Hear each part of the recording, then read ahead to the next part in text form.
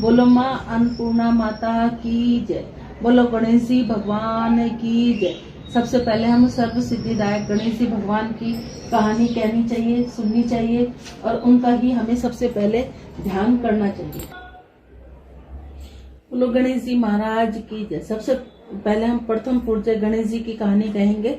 एक ब्राह्मण था, वो रोज सवेरे उठकर गंगा जी नहाने जाया करता, आकर गणेश जी की पूजा करता। उसकी औरत को पूजा अच्छी नहीं लगती। वह हर रोज ब्राह्मण को कहती, सुबह ही पूजा लेकर बैठ जाते हो, मैं घर का कामकाज करूं, झाड़ू बुहारी करूं। ब्राह्मण उसकी बात नहीं सुनता। एक दिन ब्राह्मण गंगा जी नहाने चला गया तो पीछे से ब्राह्मणी ने गणेश जी की मूर्ति को छुपा दिया।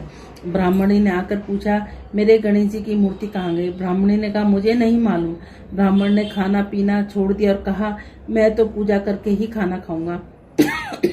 ब्राह्मणी ने बहुत समझाया कि खाना खा लो, पर ब्राह्मण ने खाना नहीं खाया, रोने लग गया। दोनों लड़ते लड़ते झगड़ते देखकर गणेश जी की मूर्ति हंसने लगी तो ब्राह्मणी को गुस्से में आकर कहा, गणेश जी की मूर्ति वहां पड़ी है। उसके बाद ब्राह्मण गणेश जी की पूजा करी। मूर्ति से कहा, मेरी सेवा करते करते बहुत दिन हो गए, कुछ मांगो। ब्राह्मण ने कहा कि अन्न मांगू, धन मांगू, जितनी दुनिया में सुख है सारा मांगू। गणेश जी ने ब्राह्मण को सारा सुख अन्न धन दे दिया। ब्राह्मण मूर्ति को मंदिर में रखकर पूजा करने लगे। ब्राह्मणी को इतना अन्न धन मिलने से उसको भी पूजा में श्रद्धा हो गई। वह ब्राह्मण को बोलकर मूर्ति घर ले आई, खूब प्रेम से पूजा पाठ करने लगी। बोलो गणेश जी महाराज की जय। जैसे गणेश जी महाराज आपने ब्राह्मण और ब्राह्मणी को सुख दिया, वैसे सब किसी को देना।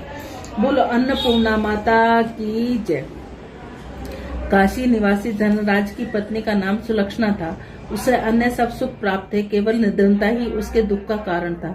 वह दुख उसे हर समय सताता रहता। एक दिन सुलक्षणा पति से बोली, स्वामी आप कुछ उद्यम करो तो काम बने, इस प्रकार कब तक काम चलेगा? सुलक्षणा की बात धनंजय के मन में बैठ गई। उसी दिन उसने धनंजय विश्वनाथ शंकर को प्रसन्न करने के लिए पूजा में बैठ गया। कहने लगा, हे देवादिदेव विश्वेश्वर, मुझे पूजा पाठ कुछ नहीं आता, केवल तुम्हारे भरोसे बैठा हूँ।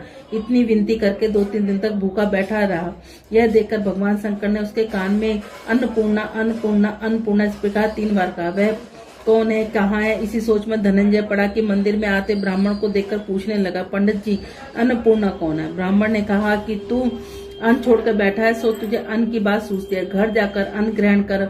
धनंजय घर गया, स्त्री से सारी बात कही। वह बोली, ना चिंता मत करो, स्वयं शंकर जी ने यह मंत्र दिया, वे स्वयं ही इसका खुलासा करेंगे, आप फिर जाकर उनकी आराधना करो। फिर धनंजय जैसे का तैसा पूजा में बैठ गया। रात्रि में शंकर जी की आज्ञा दी कि तू पूर्व दिशा में चला जा, वहां अन्नपूर्णा का नाम जपता जा। रास्ते में फल खाता, झरनों का पानी पीता, इस तरह कितने ही दिन चलता गया। वहां चांदी की चमकती वन को शोभा देखने में आई, सुंदर सरोवर देखने में आया, उसके किनारे कितनी ही अप्सरा झुंड बनाए बैठी। इस कथा कहती, बाकी सब माँ अन्नपूर्णा अन्नपूर्णा इस प्रकार बार बार कहती। अगन मास की उजाली रात थी। आज से ही वह व्रत प्रारंभ था।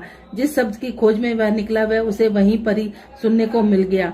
धनंजय ने उसके पास जाकर पूछा, देवियों आप क्या करती हैं? उन सब ने कहा, माँ अन्नपूर्णा का व्रत करते हैं। इस पर धनंजय ने पूछा, इस व्रत को करने से क्या होता है? किसी ने कहा, किया भी है, तब किसने किया है? यह व्रत और क्या विधि है, मुझे भी बताओ। वो कहने लगे, इस व्रत को सब कोई कर सकते हैं। 17 दिन का तक के लिए 17 सूत्र गांठ बना ले। 17 दिन ना बन पड़े तो उस दिन उपवास करे। एक यह भी ना बने तो केवल कथा सुनकर प्रसाद ले। निराहार रहकर कथा कहनी चाहिए, सुननी चाहिए। पीपल के पत्ते को रखकर सुपारी और ग्वार पट्टा वृक्ष को सामने रखकर दीपक को साक्षी कर सूर्य गाय तुलसी महादेव के बिना कथा सुने बिना मुंह में दाना न डाले। यदि भूल से कुछ पड़ जाए तो उस दिवस उपवास करे। व्रत के दिन क्रोध न करे, झूठ न बोले। धनंजय बोले, इस व्रत को करने से क्या मिलता है? उसने कहा, इसके करने से अंधों को नेत्र, भूखों को अन्न, निर्धनों को धन मिलते हैं, बांझों को संतान मिले, मूर्ख को विद्या आवे। जो जिस कामना से व्रत करे माँ उसकी पूरी जरूर करती है। मैंने भी धन नहीं है, विद्या नहीं है, कुछ भी नहीं है, मैं तो दुखिया ब्राह्मण हूँ, इस व्रत का सूत्र बताओ। वो बोली, तेरा कल्याण तुझे देंगी, वे इस व्रत का मंगल सूत्र ले जा। धनंजय ने व्रत किया। व्रत पूरा हुआ। सरोवर में से 21 खंड की सुवर्ण हीरे मोती जड़ी हुई प्रकट हुई। धनंजय ने अन्नपूर्णा अन्नपूर्णा कहता चला गया। इस प्रकार कितनी सीढ़ियां उतर गया तो देखता है करोड़ों सूर्य के समान प्रकाश में माँ अन्नपूर्णा का मंदिर है। उनके सामने सुवर्ण सिंहासन पर माँ अन्नपूर्णा विराजमान है। उनके सामने भिक्षा हेतु शंकर भगवान खड़े हैं। देवांगनाएं च्यवन दुड़ा रहे, किसी के हाथ हथियार बांधे पहरा देती है। धनंजय दौड़कर जगदम्बा के चरणों में गिर गया। देवी उनके मन का कलेश जान गई। धनंजय से कहने लगी, माता आप तो अंतर्यामी है, आपको अपनी दशा क्या बताऊं। माता बोली, तूने मेरा व्रत किया, जा तेरा संसार कल्याण होगा। माता ने धनंजय की जीभ पर बीज मंत्र लिख दिया। अब उसके रोम रोम में विद्या प्रकट हो गई। इतने में क्या देखता है, धनंजय काशी विश्वनाथ के मंदिर में खड़ा है। माँ का वरदान ले भगवान धनंजय घर गया। सुलक्षणा ने सब बात कही। माता जी की कृपा से उसके धन में संपत्ति बढ़ने लगी। छोटा सा घर बहुत बड़ा गिरान जाने लगा। जैसे शहद के छत्ते से मक्खियां जमा होती हैं, उसी प्रकार अनेक संबंधी उनको आकर बड़ाई करने लगे। कहने लगे, इतना धन, इतना बड़ा घर, सुख संतान नहीं, कमाई का कौन भरेगा। सुलक्षणा के संतान नहीं थी, इसलिए तुम दूसरा विवाह कर लो। धनंजय के मन में नहीं था, लेकिन सबके कहने पर उसने दूसरा विवाह सती की सुलक्षणा की सौत का दुख उठाना पड़ा। दिन बीतने लगा। अगन मास आए। नए बंधन में बंधे पति ने सुलक्षणा से कहलवाया कि व्रत के प्रभाव से हम सुखी हैं, इस कारण हमें व्रत नहीं छोड़ना चाहिए। माता जी का प्रताप है, हम इतने संपन्न और सुखी हैं। सुलक्षणा की बात सुनकर धनंजय वहां आया और नई बहू को इस व्रत के बारे में नहीं पता था। धनंजय के आने के बाद वह राह देखती रही। दिन व्यतीत, व्रत पूरे हो गए। 3 दिवस बाकी थे। नई बहू को खबर मिली, उसके मन में ईर्ष्या ज्वाला तलक उठी। सुलक्षणा के घर पहुंची, झगड़ा मच गया। धनंजय को अपने साथ ले आई। नए घर में धनंजय को थोड़ी देर निंद्रा आई। उसी समय उसने उसका व्रत का सूत्र तोड़कर आग में झोंक दिया। अब तो माता जी को कोप आ गया।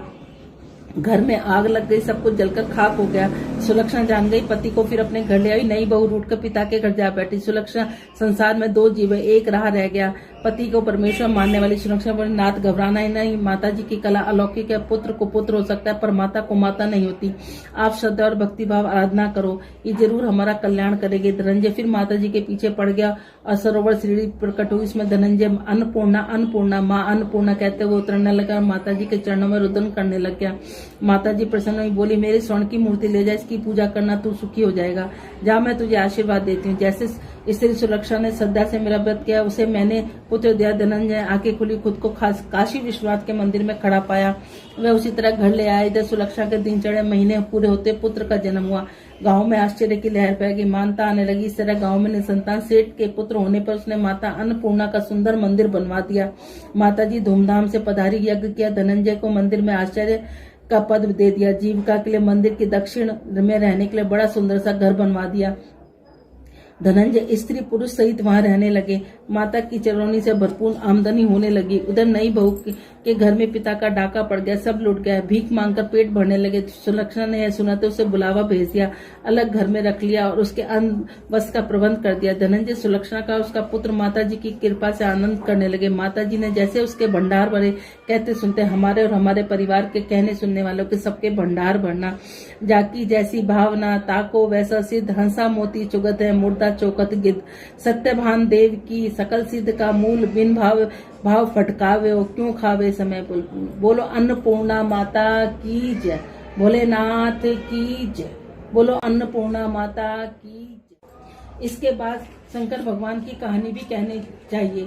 एक दिन महादेव कैलाश पर्वत जा रहे थे। पार्वती जी बोली, मैं भी चलूंगी। महादेव जी बोले, पार्वती तुम मेरे साथ मत चलना, तुम्हें भूख प्यास लगेगी, तुम नहीं। वह बोली, मैं तो चलूंगी। रास्ते में, महाराज मुझे भूख लगी है, मुझे तो खीर खान के भोजन चाहिए।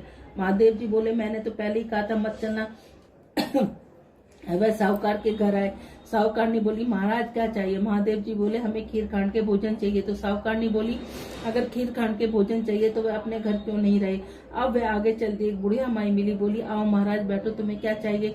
महादेव जी बोले, पार्वती को खीर खान के भोजन चाहिए। बुढ़िया बोली, महाराज अभी लाया। वह एक लोटा लेकर चल दी। महादेव जी बोले, बुढ़िया माई कहाँ चली। कि दूध चावल खांड लेने जा रही। महादेव जी बोले, बुढ़िया माई घर में जाकर दे, दूध के टोकने चावलों के परात खांड की बोरी धरी है, वो टोकना भर के खीर बना ली। महादेव जी पार्वती जी को जिमा दिया। बुढ़िया बोली, अब बची हुई खीर का क्या करूं, मेरे तो कोई भी नहीं है। महादेव जी बोले, बुढ़िया आंख मिचले। बुढ़िया ने आंख मिचली, आंख खोलकर देखा तो खूब परिवार हो गया। अब बुढ़िया बोली, महाराज इसे कहाँ रखो। महादेव जी ने झोपड़ी में लात मार दी, महल हो गया। अब खीर के कटोरे भर भर के बांटने लगे। साहूकारनी के घर गए तो वह बोली, तेरे खीर कहाँ से आई। वह बोला, हमारे यहाँ महादेव पार्वती आए हुए। साहूकारनी बोली, मेरा धन तेरे घर कैसे आ गया, मेरे पास तो कुछ भी नहीं रहा। अब वह भागी भागी चली गई। कहने लगी, ए महादेव महादेवनी रुको, मेरा धन उसको क्यों दे दिया। महादेव जी बोले, तूने मना करी तो तेरे ना होगी, उसने हाँ करी तो उसके हाँ होगी। न मैंने उठाया, न मैंने डाला, न मैंने पटका, वो पैर पकड़ कर खड़ी हो गई। महाराज मुझे भी कूद दो। महादेव जी बोले, तेरे घीदानी में घी रहेगा, तेलदानी में तेल रहेगा, काम तो रुके ना, धन तेरा जुड़े ना, जैसे बुढ़िया माँ पे आई वैसे सबको आना। ये वाली कहानी अन्नपूर्णा के बाद ये वाली कहानी कहने से माँ अन्नपूर्णा और महादेव की, पार्वती माता की कृपा से, गणेश जी महाराज की कृपा से हमारे घर में धन की जो जिस भावना से, जो जिस जैसे इस माँ अन्नपूर्णा की कथा कहता है, सुनता है, उसको माँ अन्नपूर्णा उसी हिसाब से उसकी पूरी करती है। बोलो अन्नपूर्णा माता की जय।